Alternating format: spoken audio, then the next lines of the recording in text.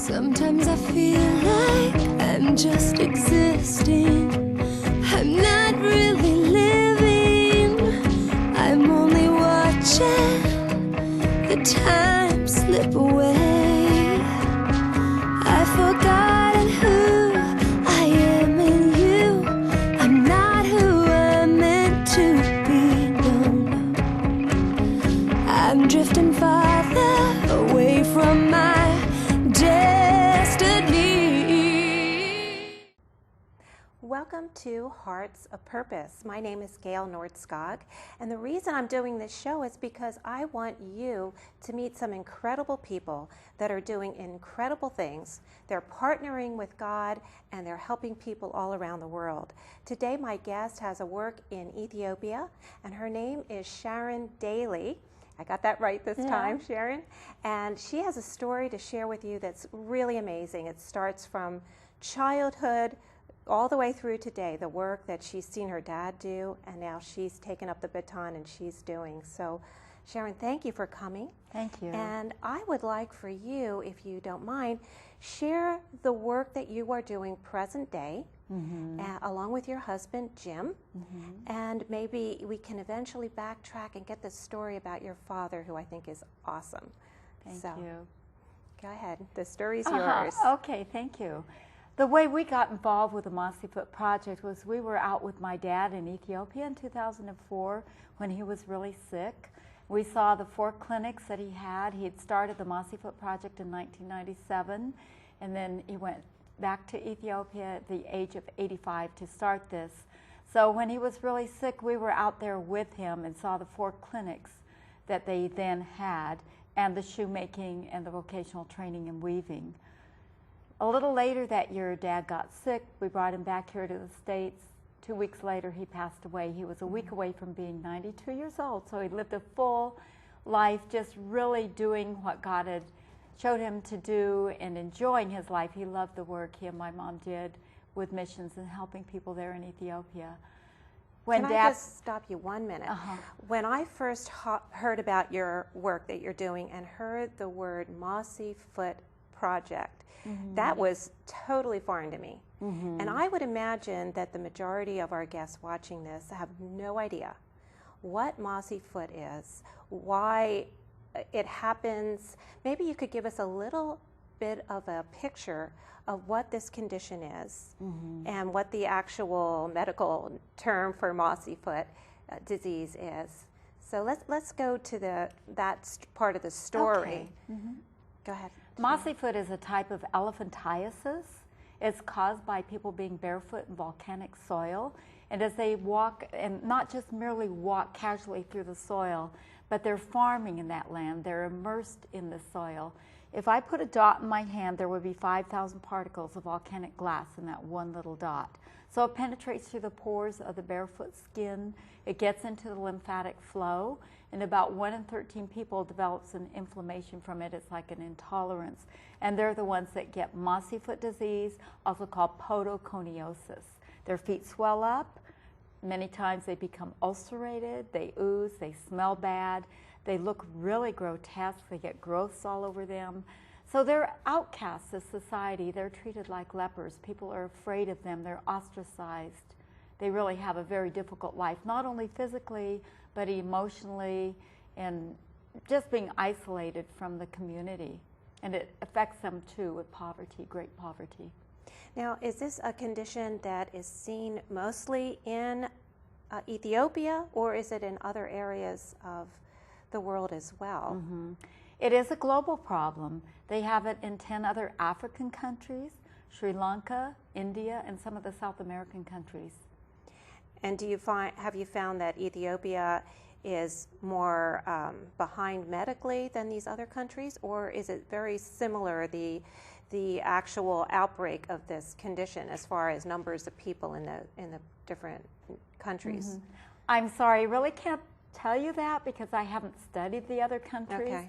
But in Ethiopia, there are about 152,000 people afflicted with this disease in the Woleta province. And the NGO, the Mossy Foot Project in Ethiopia, was the only one that was treating this condition. There are about 1 million people altogether in Ethiopia that are afflicted with it. That is a lot of people. Mm-hmm. And we have pictures of that Yes. condition, Right. that it's amazing that people are able to survive comfortably at all. Mm-hmm. Obviously, they're not Mm-hmm. until the work that your father started. It's really be. shocking for somebody when they see the pictures. They're really grotesque. Yeah, they really are. And I can see how these people would want to stay isolated and not come out. And I Mm-hmm. could see why other people might be afraid of it. They don't know if Mm-hmm. it's contagious or Mm-hmm. anything like that. So now you started working, you and your husband, Jim. Mm-hmm. Once your dad passed away, you We came back to the States thinking that people would continue to fund the project, Mhm. but they thought that Dr. Barlow had died so that the project was over, and they quit funding. So we got out my dad's correspondence and started writing to people and said, no, this needs to continue. So that was the beginning of our involvement. And what with year the was Massacre that? Project. That was in 2004. Okay. Mm-hmm. So you started writing, people started responding, and how did you end up actually going back into the country? Well, it was really interesting because we only had $70 in the fund. That was all that was left when That my was dad all. passed away. Mm. And we really didn't know how the project was going to continue. And within a week, there was a family that gave $10,000 from a family fund, family trust. So that was the beginning of the Walk of Faith, and it's been from month to month. We never really knew where the money was going to come from, but God has provided every time. He does that. Once we step out, it's almost like he makes you wait till the very last hour, last moment. But if you are willing to step out, he's willing to provide. You know, I had seen a video of your father that we're going to show, and I loved my parents. They were awesome parents. My father's still living. He's in a nursing home. He's 90. But they didn't know God. So we were not brought up in a Christian home. And the story of your father and your mother and the faith that they had and how they lived their entire life serving God and serving other people, what a tribute and a testimony. It's just wonderful that you had that opportunity to grow up in a household like that. What was it like for you to be a mission kid? Oh, that's a good question. There were many benefits. I loved living in Ethiopia. I love the Ethiopian people, the culture. Getting to travel and see many things as a child when we're coming back and forth to the U.S. on our furlough a couple times. The hard part was going away to boarding school when I was 5 years old. The first time I did not see my parents for 9 months. That was very difficult, being separated from them. And then again, even as an adult, being back here in the States with my parents in Africa and not getting to see them on holidays. They weren't here for my wedding. They weren't here for my sister's wedding or my brother's wedding. So there were a lot of times when I felt almost like an orphan and somewhat insecure. And there were times when I thought, if only I had had parents where I had grown up with that nurturing and care, maybe I would have been a little different. There have been some struggles along the way to get where I am now, to get to the point where I actually realize that God loves me and accepts me the way I am, and that in place of the family that I didn't have growing up, that there have been other people now who are really family to me, and so God has filled in that place. But I'm not just feeling sorry for myself when I look back at the parents that I had and their lives and the legacy that they left. It's priceless. I wouldn't trade it for a minute. I think the missionaries might be a little wiser now, and they don't send their children off. I didn't realize that you were actually sent off to a boarding school. Was that in the same country, or were you sent back here to the States? It was in Ethiopia, yes. But it was far enough away that you didn't see your parents for 9 months.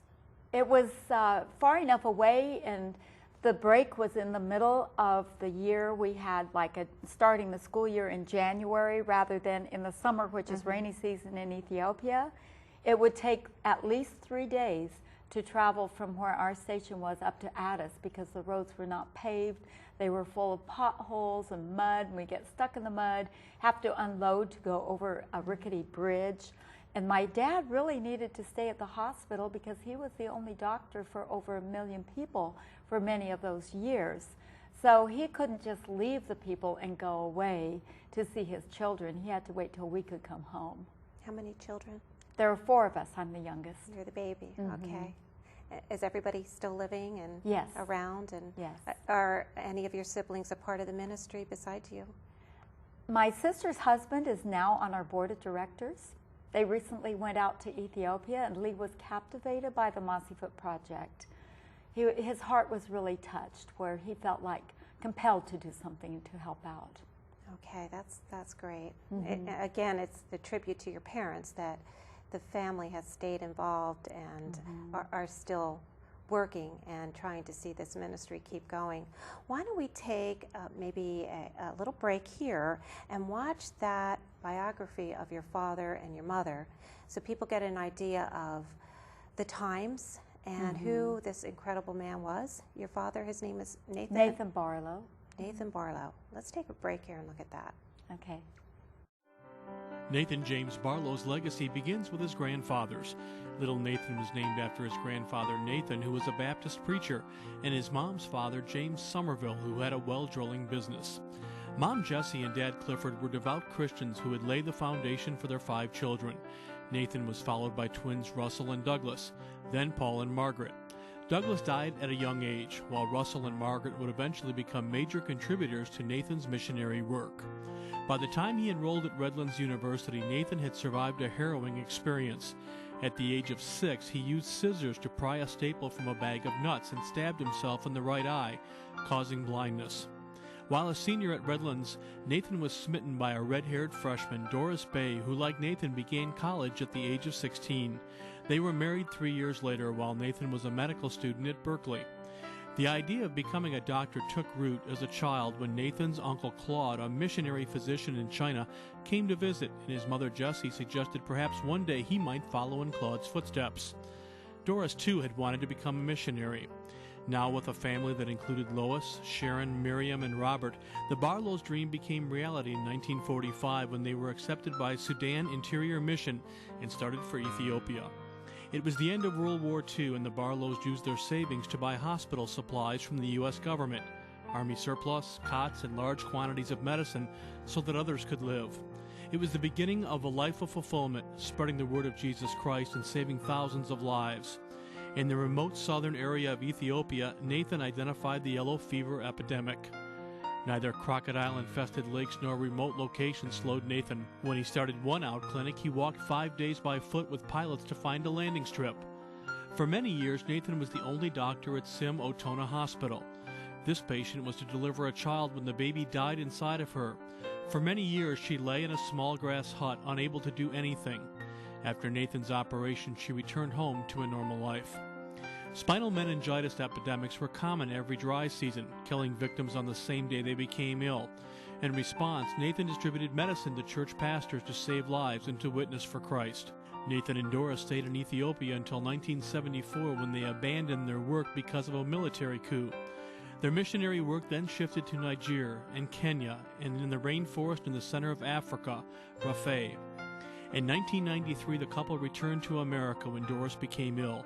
She was 78 when she died.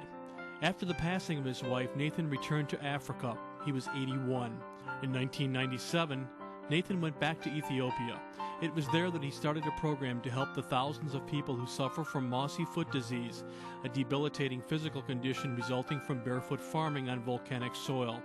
It was to be the final and perhaps most important part of his legacy.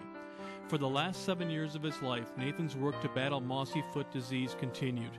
Today, there are 15 clinics, collectively the Mossy Foot Project, devoted to treating this disease with medicine, surgery, shoes, vocational training, and the gospel message. Nathan Barlow died in 2004 at the age of 91.